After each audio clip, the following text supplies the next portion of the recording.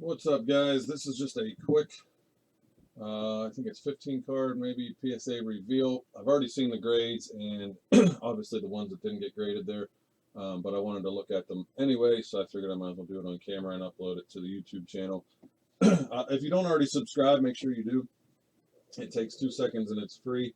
Brikis Breaks on YouTube. I'm going to go ahead and get this PSA reveal video uploaded to that channel here shortly. We're also live in our Facebook group, Brikis Breaks. Join us if you're interested in personal box breaks or group breaks of any sort. Reach out to me and check us out on the group page. And also, we're live on YouTube.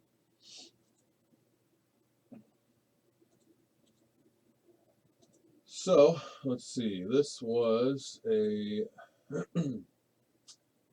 economy service 15 card sub vintage stuff that arrived at PSA August 12th. They entered it 2 weeks later, August 25th, and it just came to my door 5 minutes ago.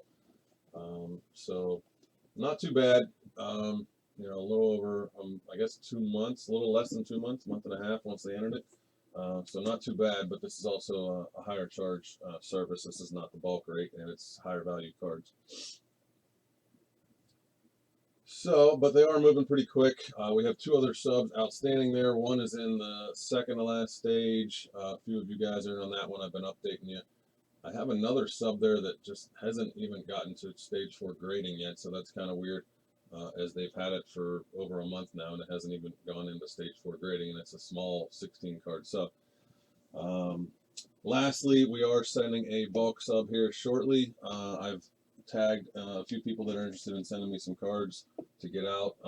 Imagine these will be gone for, they estimate 120 days, business days, but once they enter it and all that, it could be a while. But if you are interested, reach out to me, as I will be sending some out here shortly. All right, let's take a look and see how we did here. So my dad and I bought these vintage cards when we were set up at a pop-up shop locally, and we met with the guy and tediously went through most of them, and they were all very nice. And these were some of the higher end ones that we sent in. We already got some of the other ones back, the lower graded ones, and we've also sold a lot of the raw ones, but these were the key cards in there that determined a big chunk of the value. So we did estimate what we thought would get on the grades, and we were pretty close on most of them. Obviously, that chunk in the middle there did not get graded, so we'll take a look at that. But so there's a couple Butkus rookies from 1966 Philadelphia. Of course, it's daytime, and these are in slabs, so we're getting a little bit of a reflection there on the card. But so this one got a 5. Again, like I said, we kind of expected that, but still pretty nice on the Butkus rookies. There's 3 of them in here, so I'll try to find those ones first. This is a 5. It's off center and has some soft corners as well. So pretty much as expected on that one. He's probably on the bottom here. Here's another 5. So 2 5s so far on the Butkus. As you can see, off center again. Some surface mark here on the edge, and then a little bit of soft corners as well. So it's hard to get much better than that on vintage when that's the situation with the corners and stuff, but it's still worth getting it graded and slabbed. And sometimes you may get a half grade or a grade higher than you expect, but nonetheless, it's better than having it raw for value wise. Plus, most of these are staying in our collection anyways. We might sell one of the Butkuses or something, or one of each of these here. But so there's a 5, and then this one's slightly better, mostly because of the centering. There is some surface issues there, but a little bit better centered and a little bit nicer corners. So a 6 on this one is what I forget if we guessed. We might have guessed 6 6 7 on these, or 5 5 6. I can't remember, but we were pretty close on almost every card in this 15 card pile. But there's a 6 on the Butkus. That reflection is annoying. What else?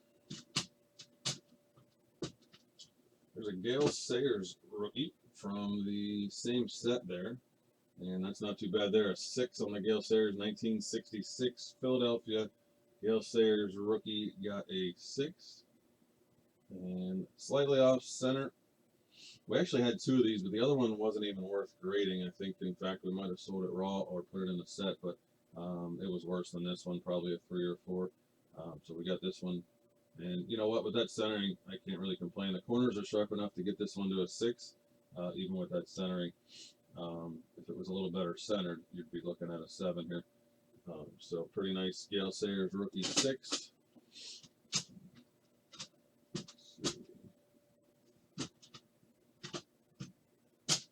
There were 3 of these. And it always gets me when they decide to use the half-point grade scale and then, you know, not do so on the other one. These cards are really clean. It's a 67 Mantle. There's 3 of them in here. 1 5.5 and 2 6s. So it's interesting, you know, that they think that, you know, they can go a half grade lower, but not quite a full grade lower. So it's you know, they have their system and their way of doing it. There is a top right corner there. It's slightly off center. You know, and the other corners on the bottom there are a little. We didn't look at the backs on the other ones, but I will. So 5.5 on this 67 Mantle. Let's look at these backs real quick. Off center, but not too bad. Maybe that's how they were cut. Yeah, well, that one's off center too. That one's a little better centering on that Butkus. And the Sayers has nice centering on the back. So that probably helped that. Again, 2 5s. I mean, a 5.5 and then 2 6s on the Mantles. These are nice cards. I mean, they, you know, we definitely thought we had a chance at 7s on these. If I could do away with that glare somehow. Maybe if I turn my overhead light off here. I don't know if that'll do anything or not. Nah.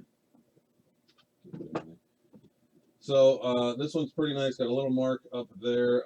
Pretty clean surface overall and nicely centered on this Mantle. Tad off, but I mean, all 3 of these are 60/40 or better on the centering, and just nice clean cards would make great for anybody's set here. We're probably selling the 5.5 and putting the 6s in with the other Mantles and sets and stuff we have, but nice clean 6 there. Again, you know, we definitely thought it could have been 6.5 or 7, but you know, I guess with that mark there, the corners are pretty nice. They're not super sharp, but for 1967, they're pretty nice. This is a really nice card, and this one pretty similar. I actually think that second one is the nicest of the 3. This one's a little off center and a little touched up on the corners, but not too bad. But yeah, the centering is the best on that last one. But you know, 6 is probably accurate on this one, and I wouldn't have minded, you know, a 6.5 or 7 on that other one. I wonder if that little red dot prevented it. Also, maybe a little mark on the bottom edge on that second one. It's hard to see on there, but down there. All right, so these were the bigger cards here. There's 3 of these. I'm going to start with this worst one, and I think we predicted a 4. Yeah, we predicted a 4 on one of these Seaver Rookies, also from the 67 set. These are high numbers and beautiful cards. We got some nice grades on them, and you know, I expected 2 of them to be nice and 1 to be below average. So this was the one, the worst of the 3, and it is a 4.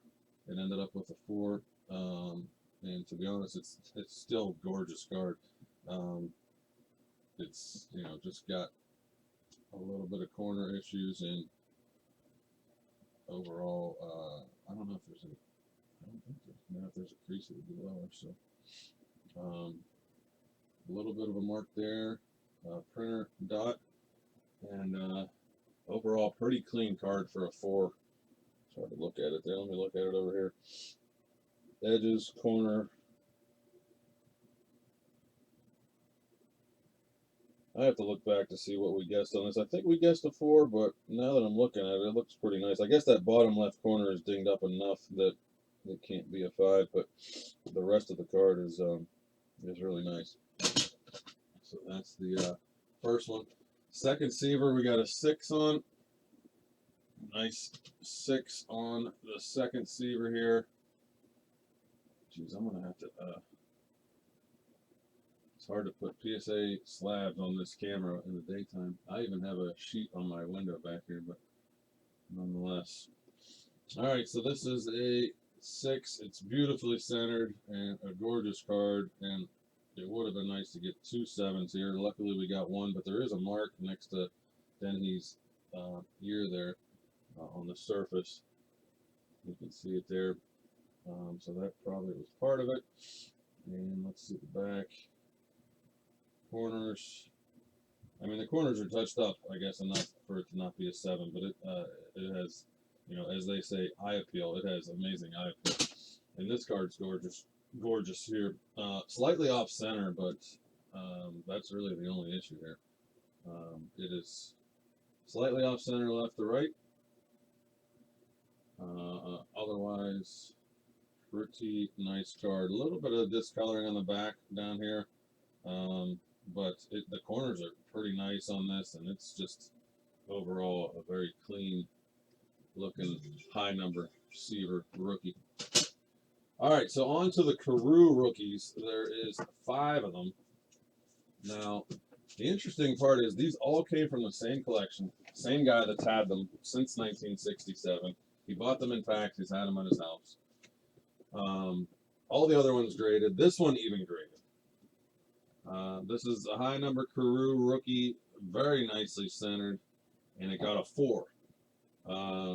This is a really nice card for a 4.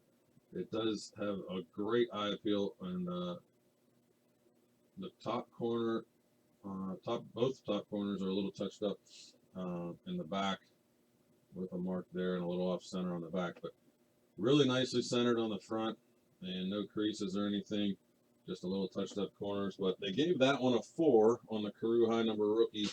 And then the worst part about it is there was 4 other Carews, and they gave them all miscut from the factory. I asked the guy, he said it's up to the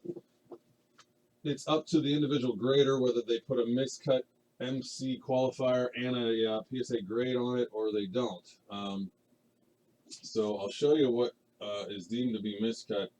Is that factory print line over here. It looks like, you know, from the factory it's supposed to be cut on that line, and because it wasn't, they won't slab it. Instead they call it a miscut. So I knew 3 of them had that line. I don't know what happened with the other one. I remember 3 of them had that line, and that's the only thing I can think of. But these things are pretty, man. I mean, they're going right into the sets. It's really hard to. I might even sell them on PSA with this. I mean, if I were to sell them on eBay or anything, I would just leave this thing on there and show people this, because they're obviously authentic and real and clean. And to be honest with you, you know, I think they're all 7s if they aren't miscuts. Because we had the 4 here, and these are all really clean. I think they're 7s, but again, I don't even think we're selling. We might sell one. I don't know, but I'm not out here trying to, you know, talk these up or anything, because they're going in our collection anyway. But that one, and that one have the miscut printer lines, and then this one, I don't know why they deemed this one a miscut.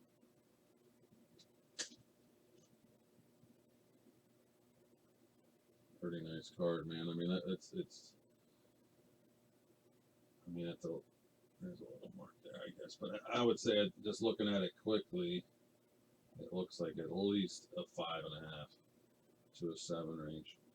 But we already looked at these and wrote the grades that we thought down before, so I'd have to go back and check. But this one does not have the black printer line, so I don't know what the miscut is, unless it's just a different size than a regular card.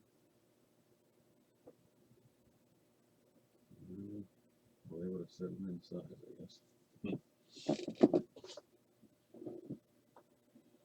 Well, not quite sure what happened on that one, but I guess the black lines are what prevented the other ones from the miscut. But this one, I don't know. Let's see if that 4 had it. That 4 did not have the black lines. The 3 of them did. Okay, just a quick reveal there, and let me know if anybody wants to send out with our next sub. Thank you.